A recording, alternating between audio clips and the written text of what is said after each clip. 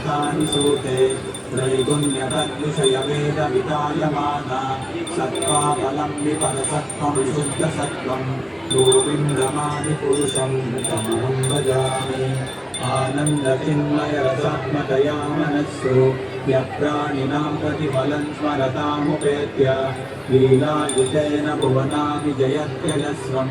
गोविन्दमादिपुरुषं तमहं भजामि गोलोकनाम्नि जगामितले च तस्य देवी महेशहरिधामसुतेषु तेषु ते ते प्रभावनिचया विहिताश्च येन गोविन्दमादिपुरुषं तमहं भजामि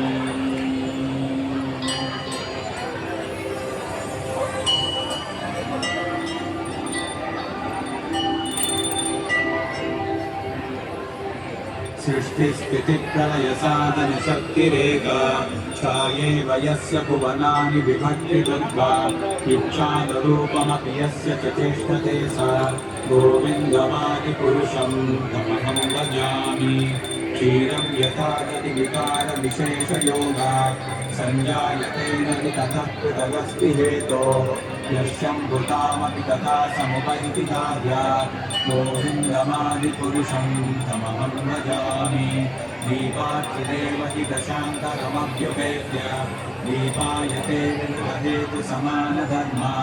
यस्तादृगेव हि च विष्णुतया विभाति गोविन्दमादिपुरुषं तमहं भजामि यत्कारणान्नवजले वदति स्म योग निद्रामनन्तजगदण्डसरोमतोपः आधारशक्तिमवलम्ब्य पराश्वमूर्तिं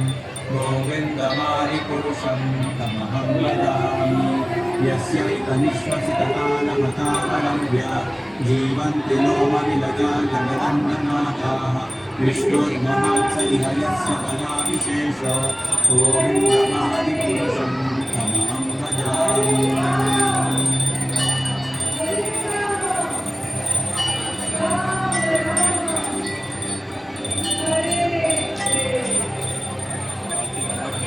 भास्वान् यथाश्वसकलेषु निजेषु तेजः स्वीयं कियत् प्रकटयत्यपि तत्र ब्रह्माय एष जगदण्डपितानकर्ता गोविन्दमादिपुरुषं तमहं भजामि यत्पादपल्लवयुगं विनिधाय कुम्भा द्वन्द्वे प्रणामसमये स गणाधिराजः विघ्नान् विहन्तुमलमस्य जगत्त्रयस्य गोविन्दमादिपुरुषं तमहं भजामि अग्निर्महीरदनमम्बमरुद्दिशश्च कालस्तथात्मनसीति जगत्त्रयाणि यस्माद्भवन्ति विभवन्ति विशन्ति यं च गोविन्दमादिपुरुषं तमहं भजामि यच्चक्षुरेश सविता सकलग्रहाणां राजा समस्तसुरमूर्तिरशेषतेजाः यस्याज्ञया भवति संवृतकालचक्रो गोविन्दमादिपुरुषं तमहं भजामि धर्मोतपाश्रुतयश्रुतयस्तपांसि ब्रह्मादितीतपतदामतयश्च जीवाः यद्दत्तमात्रविभवप्रकटं तमाह गोविन्दमादिपुरुषं तमहं भजामि